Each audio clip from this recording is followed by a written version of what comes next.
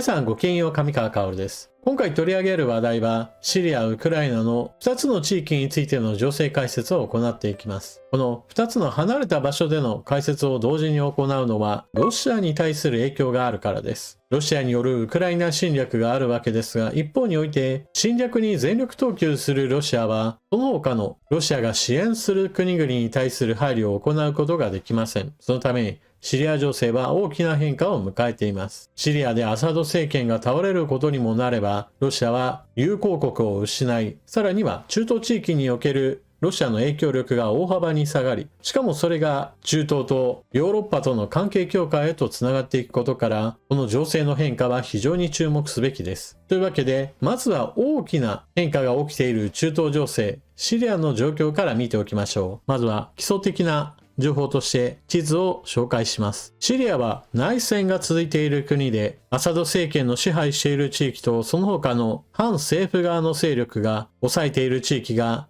分かれています。町の名前として覚えておくべきなのは、首都のダマスカスと、つい最近まで反政府側を抑える前線拠点であったアレッポ、そして現在戦闘の中心地であるハマ、この3つの町でしょう。今回からは戦争研究所の発表している地図を元にして解説を行っていきます。赤く塗られている部分がアサド政権軍の抑えている地域。紫っぽいところが主にはクルド系の反政府勢力。灰色の部分が今回反攻作戦を行っている HTS 主力の勢力。黄色の部分が主にはトルコの影響を受けている反政府勢力。そして戦いの前線ハマ周辺における戦況マップ。前回の動画ではアサド政権軍はハマを防衛ラインに敷き、部隊が集まっているという話をしました。そこに反政府軍が続々と到着し、攻防戦が展開されるといった状況です。しかし、この攻防戦は非常に早い展開で決着を見たようです。反政府側が次々と町の周囲に展開し攻撃を始めると、アサド政権軍の部隊は次々と兵士が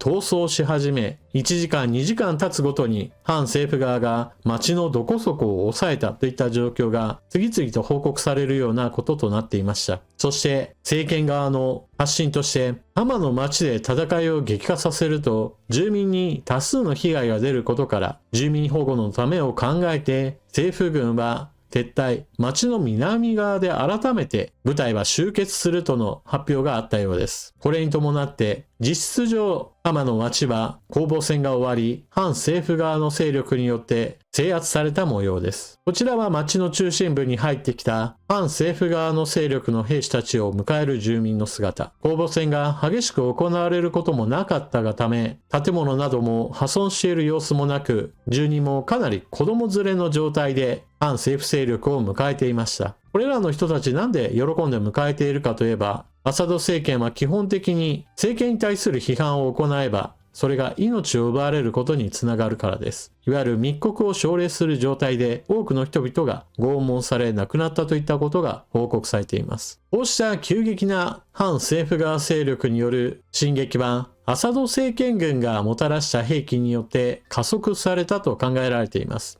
例えば反政府側から投稿された動画においては政府軍から鹵獲した戦車に装甲車1で攻撃を向かうといった映像なども公開されています。この映像についてはその後政権側の兵士たちを潰していたりもするのでちょっと皆さんにお見せすることはできないのですが、そのようにして政府側の兵士たちが残していった兵器がかなり有効利用されているようです。この点については前回の動画などにおいて政府側の基地を制圧したら全くの無傷の状態で戦車や装甲車が残されていたり、街道沿いに軍用車両がガス欠で放置されているところなどが映像で出ているなど、政権側の兵士たちの混乱ぶりといったものがかなりの状態だということがわかります。また、残されていたのは陸上兵器だけではありません。政府軍が使っていた空港を抑えたところ、そこに残されていた戦闘機もかなりの数あるようです。実質これらが全て稼働できるかどうかというのはちょっとわからないのですが、たとえ稼働できない状態であろうとも、部品取りも含めて戦闘機は役に立つものですから、空港を制圧し、戦闘機ヘリが使えないようにすることは、今後政府軍の反撃をかなり抑制することができるでしょう。しかし、鹵獲したものの、なかなか有効利用できないものもあります。それは、アサド政権はロシアの支援を受けているため、多くのロシア製兵器があります。戦車や装甲車は鹵獲即使用といったことができているようなのですが、問題なのは対空兵器やレーダーなどの使うのにも訓練が必要な兵器たちです。例えばこちらの写真は対空兵器 S400 の目となる移動型レーダー、周囲300キロ、最大高度10キロ、この範囲内で最大200個の飛行物体を捕捉することができるとされる軍用車両です。現在の反政府軍では、このレーダーを使いこなせる人間は誰もいないため、おそらくは周辺国のトルコもしくはアメリカ、ヨーロッパの国々に対する販売が行われるかもしれません。対空兵器 S400 のレーダーとして使われることも多いことから、ロシア軍の対空兵器のその性能特性などを調べるのに非常に役に立つだろうと言われています。なお同様にして短距離防空ミサイルなどについても鹵獲に成功しており、これらの取り扱いをできる兵士をどこから引っ張ってくるのかというのが現在の反政府軍の緊急課題となっています。以上のようにシリア情勢、アレッポを落とした反政府軍はハマについても制することができました。政府軍はこれによって反政府軍が首都ダマスカスに向かってくることを警戒して防衛計画を立てなければなりません。そうなればシリアの中部地域における組織だった抵抗といったものも難しくなるかもしれません。シリア情勢かなり激しく動いています。続いてご紹介し忘れていたウクライナ情勢関連のニュース。これはちょっと数日前のニュースなのですが、ロシアのプーチン大統領予算案に署名。歳出の3分の1が軍事費。ロシアの2025年の予算案、ウクライナとの戦争が3年近くにわたって継続し、両国の資源が枯渇する中、軍事費が歳出の3分の1を占めるという記録的な国防予算を承認した。今回成立した予算によれば、国防費に約19兆円が割り当てられた。これは歳出の 32.5% に相当する。過去最高だった2024年よりさらに増額。国家予算の 32.5% とものすごい勢いで軍事予算を投入しているロシアですが、いよいよお金だけでの力では兵士を集めるのが難しくなりつつあるようです。ロシア軍は戦争のための契約兵士の募集の激減に直面している。ロシア軍はローンの返済を免除する約束を含む支払いや給付金の増加にもかかわらず、契約兵士や戦争への志願兵の募集率の急激な低下に直面している。この記事によれば、おおよそ 30% 程度、1日あたりの兵士獲得が減少しており、今までのようにお金さえ積めばなんとかなるといった状況は通じなくなりつつあるようです。ただし、これまでの分のお金では足りないというのであれば、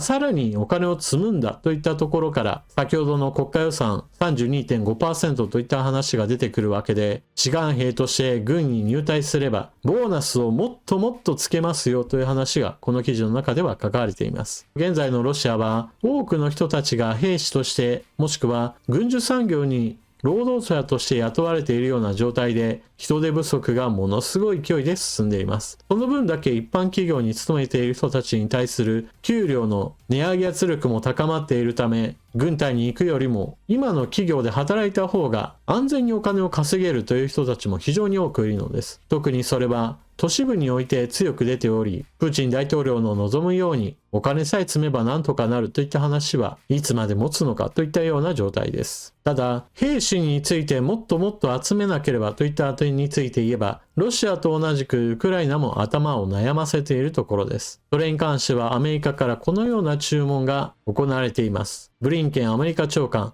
ウクライナは18歳から軍動員を、動員可能年齢の引き下げを要請。ブリンケン国務長官は、ロシアの侵略を受けるウクライナについて、より若い人々を戦闘に投入することが不可欠だ。現在、18から25歳の人々は戦闘に参加していないと述べ、軍への動員年齢を引き下げて、兵力を増強すべきだとの考えを示した。ウクライナは今年、動員可能年齢を従来の27歳から25歳に引き下げた。ただ、それでもロシア軍の前進を阻止するだけの兵力は確保できていないとされる。一方、ウクライナの大統領広報顧問は、欧米諸国が供与を約束した武器の到着が遅れている中で、動員年齢を引き下げても無意味だ。彼らに装備させる武器がないと SNS に投稿し、動員年齢引き下げに否定的な考えを示した。ウクライナに対する兵器支援なのですが、アメリカ、ヨーロッパから特に砲弾や銃弾、そういった弾類についての支援については改善してきたのですが、戦車や装甲車といった大型兵器についての供与が滞っており、ウクライナとしてはそういった大型兵器の供与がなければ兵士を乗せる軍用車両が足りないといったことを訴えています。ウクライナの戦況について言えば、ほとんど状況に変化はありません。地上戦においてはクルスク州における戦いでウクライナ軍が若干反撃を行ったこと、また東部戦線においても同様で、ロシア軍の攻め立てる動きとウクライナ軍の反撃する動き、それぞれが混じり合うような形で激戦が繰り広げられています。ロシア軍の死傷者数について言っても、ここ最近はもう1500から2000の間で安定した状態で、かなり多くの被害をロシア軍に与えることに成功しています。また皆さんに映像を紹介することはできませんが、ウクライナ側のドローン操縦士の中にはかなりのエース級パイロットが生まれており、1日で30人のロシア兵を殺害することができたといった報告なども上がっています。この戦果の報告はまさにドローンから爆弾を投げ落として兵士が亡くなるところまで抑えたものが1日で30回といったような状態で動画が公開されているので、かなり信憑性は高いと思われます。ウクライナ軍が戦場で粘りに粘っている間に、このままシリアでの反政府側の攻勢でアサド政権が倒れてくれれば、回り回ってプーチン政権に対する打撃にもつながることでしょう。このあたりうまくシリア情勢が展開していってほしいものです。というわけで今回の動画はここまで。最後までご視聴いただきありがとうございました。チャンネル登録していない方はぜひともこの機会にチャンネル登録よろしくお願いします。そして動画を見終わった方は評価ボタンのクリック、ぜひともよろしくお願いします。それでは次の動画でまたお目にかかりましょう。またね。